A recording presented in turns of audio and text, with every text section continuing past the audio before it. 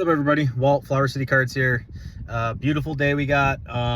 Just gonna be running back. We're running all over the place right now. We're in the middle of a move, and just really wanted to take some time to get my thoughts about the market and kind of where we are and everything going on today, right? And I think with all the craziness that has been kind of continuing to go on, I think that people like the big YouTubers, even like what I'm doing here, right?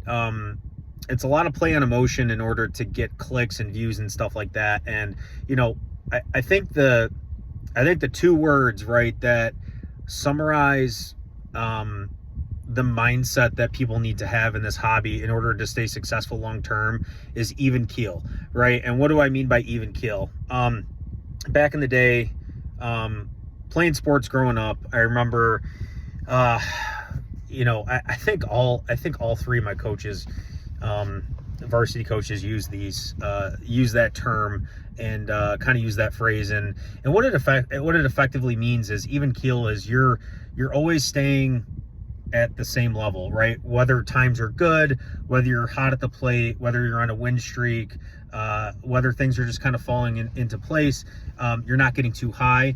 And on the same side of the coin, when things are not going your way, when you're in a slump, when you're just not finding your groove, whatever you're doing, right? Don't get too down on yourself. Don't get too low. Try to stay and detach the emotion from the results, right? Detach your emotion from the results. And the same thing is true in basically every facet of life, including investing, including these alternative assets, and those individuals, those people, those groups who can find a way to stay even keel through all this just craziness, this irrational exuberance, this, even when back in the day when, I say back in the day, 2023, 2024, when we were in the bear market, right? It was the people who said, I believe in this hobby.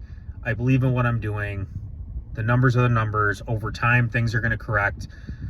It's those people who are able to detach and not get too emotional and sell everything off and get out entirely that are reaping the benefits today, myself included, right?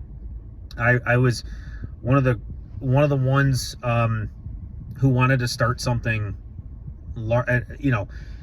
start growing something into a larger scale back when it was tough, and it's paid off. It's paid multiples of dividends in many different ways, from relationships to products, to availability of products, to inventory on hand.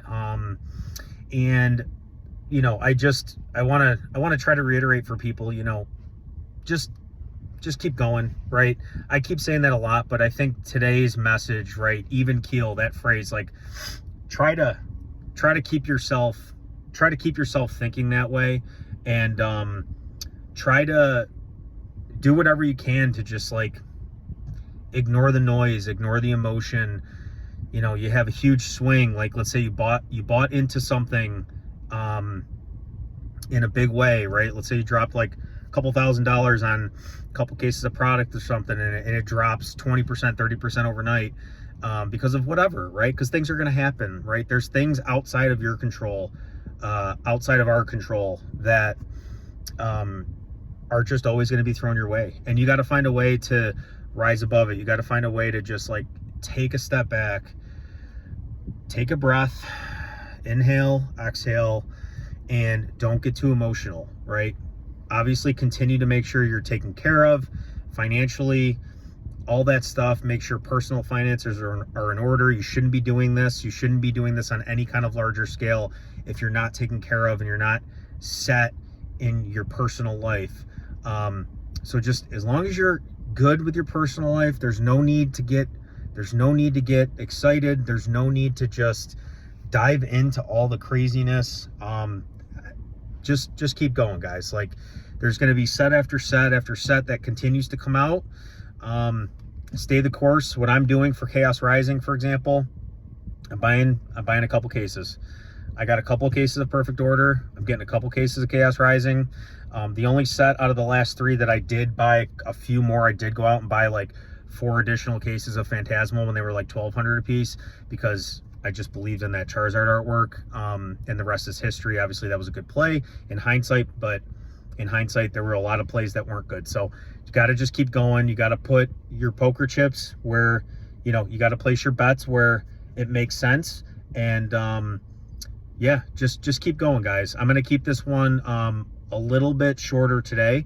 But you know, as always, guys, I appreciate you. Even if you're just clicking on the video, it's a big help for me.